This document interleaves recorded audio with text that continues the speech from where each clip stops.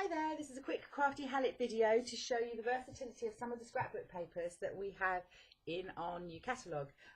This is a mini album that I've made using one of the sets, and you can see I've covered the outside with scrapbook paper, then that's the inside, and that's a stamp from the Apothecary art set. The nice thing about being able to match the colours of a scrapbook collection is that Stampin' Up tell you what colours they've used, and they're all true colours, and they then match, so you can coordinate your inks and stamps and everything looks pretty and that matches together. So then if we open up the scrapbook, I'm not going to show you how to make this scrapbook because most of mini albums is about the decoration once you've got beyond the basic construction, but I am going to show you how to construct this. Here I've used our envelope board punch to make an envelope from vellum so that I can tuck in there bits and pieces like theatre tickets and photos and journaling, but still see the pretty paper underneath. And then the other side of the album opens this way. Here again I've made another envelope with just a stamped piece of card here that lifts up, and then this is for more secret messages. You can put a photograph on one side and then some journaling on the other, and I've stamped that piece there. Then one trick is always, if you're doing a vintagey look, is to ink the edges of all of your pieces of scrapbook paper, and I've inked them using baked brown sugar and a sponge, and it just gives a little bit of an edge and lifts them up. Then here is another inside page. I've used a bit of the washi tape, some more stamping, a couple of tags, just areas to put photographs. Here's somewhere to tuck things in. And again, I've used some of the scrapbook paper to line the spine on the inside. Here's another double page spread made with more of the papers, a bit of stamping, and you can use our edgelets to make flaps so that you can tuck things in underneath and to the side. And here's another tag that I've made with a little bit of the seam binding ribbon. Just brings it all together. So that's the album, and now just going to show you how to make the base layer so that you can decorate your own one.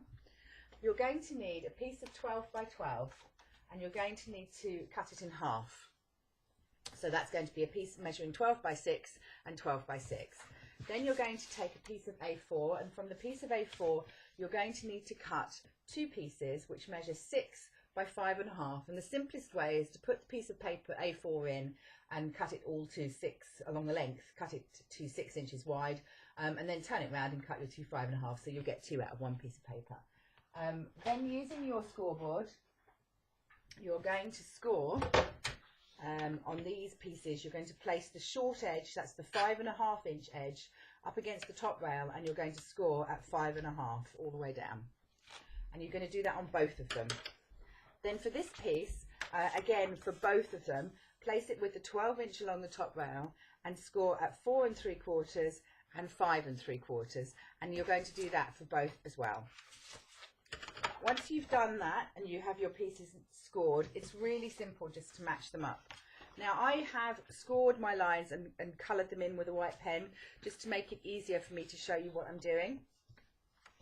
You'll note that you have a short side. This is the 4 3/4 inch side, and a long side, and you have that on both pieces, and we're going to line them up so that this piece sits on top of this piece here, lined up with the first score line for the spine. And that's the basic bottom for the book.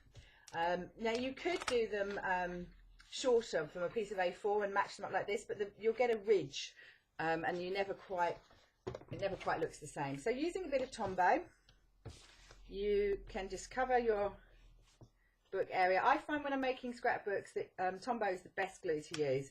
It's tempting to use double-sided tapes and things, but the glue holds them in firmer and more permanently. So then lining up the edge with the spine, you place one on top of the other and line them up squarely and smooth down.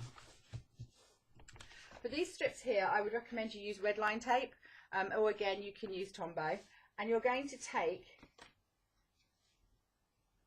them lined up, the edge here, this 1/4 inch, lined up with the edge here. So you're making a bigger panel in the middle section here. And you can see that that's where it's lined up, and that's the other spine. And what that does is allows you to have, if you look that way, ooh, it's come unstuck. let's use some red line tape. Let's be true to my word and find some red line tape just to hold it in place without it getting stuck. Here we go. Let's put some on. Otherwise we could be here all day trying to show you that spine and how it works. Oops, gonna cut my finger off then. Smooth your tape down. Peel the edge off. This is where it takes forever, doesn't it? No. Oh, hello. Someone loves me. And then you line up this line with this line, and I want to show you why. It creates then a hinge when you close the book, so that you've got enough room to put thicker things in, like tickets and things. So it's got a spine with a space. And you do the same on the other side. So we're taking the piece that we folded over, that 1/4 inch, and we're lining it up with the first hinge piece here.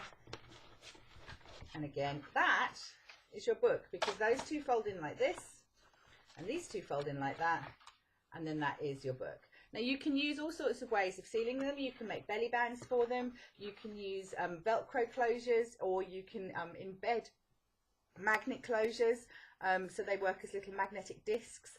I used on the sample here, I didn't use a permanent closure. I just made the edge here thicker by sticking some ribbon on it. Well, this is our lovely baked brown sugar trim, and then I used one of our antique brads, and obviously you put the brad through once you've put this cover on, but before you put that layer on to cover up the back of the brad.